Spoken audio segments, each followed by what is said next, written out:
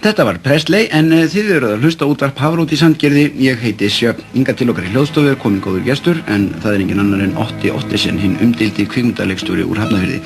Velkomin, Otti. Þakka þér, já. Þessi myndin, hún hefur svona farið fyrir brjóstið á sumum. Já, þessi mynd er alveg hrikkalegt ástand í þjóðfélaginu í dag og enginn hefur almennilegt kaup. Já, ég get svona tekið undir það með þér, en myndin, hún, Nei, hún heitir þetta myndin.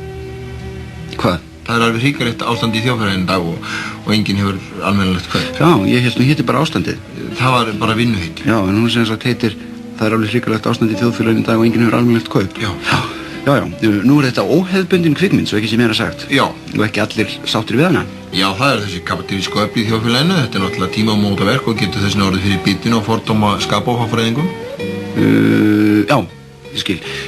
En nú er það ekki hinn pólitíski boðskapur myndarinnar svo sem hefur verið það sem mest hefur verið gagnrýnt við myndin, heldur miklu frekar hitt hvað hún er, hvernig það gjörði þetta, asnaleg. Já, ég hef heyrt þetta líka, en þú verður að gera grein á því að menn hafa ekki verið vandir afturallistinni hingað til. Nei, einmitt, en af hverju myndir þú segja þessi mynd hafi orðið svona, já, asnaleg?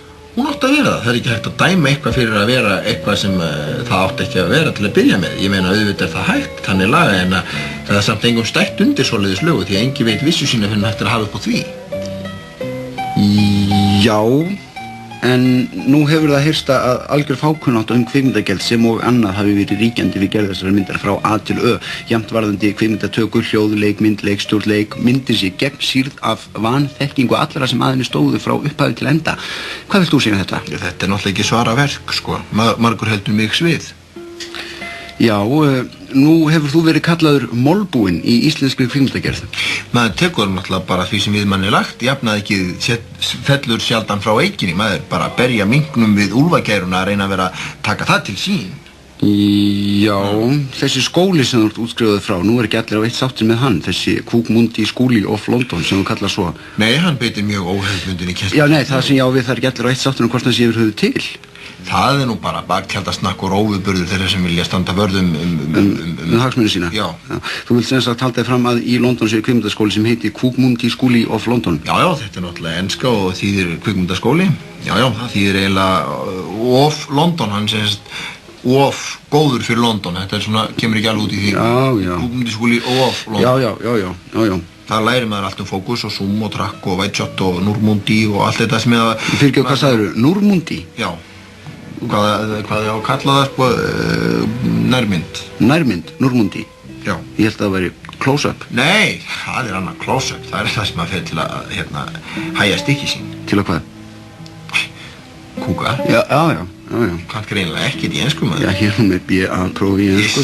Ég er með A og B og C og D og E líka. Ég fengi mörg E og ég kann allt saman. Já, nú verið haldið fram að þú hafir logið í að þú hafir nokkru sinni verið í London, hvað þá í kvikmyndanámið þar. Þetta sé allt hluti af lega áratuðin eins og þegar þú varst handtekinn á Bolungarvík árið 1987 eftir að hafa ferðast allt landið og logið að fólki og haft það í fé. Ég hafði ekki að því neitt fyrir, þetta voru bara peningar, tók ekki eina rollu fyrir þetta. Býtu, allar haldaði fram að þessi stætt á því að kalla þig kvikmyndagerðarmann menntaðan frá Englandi þegar staðreyndir sýna að þú ert ekki talandi á ensku, myndirnar þinnar eru hvorki fugl né fiskur og sjálfur ert þú óhemju mikil hálfviti og asni og hefur bréf upp á það frá ótal sálfræðingur sem hafa rannsakað þig. Er þetta stætt á að koma hingað í útvarpsviðtal og þykjast vera kvikmyndagerðarmaður? Ég er að fá botnlangakast, Á ég að hringja á sjúkrabíl fyrir þig? Nei, þetta er alltaf, ég fer bara sjálfur, þetta er svo vond, Já, nú er þetta einmitt það sama og þú gerir alltaf þegar þú kemst í þrot, þykist fá botnlangakast og lætu þig hverfa.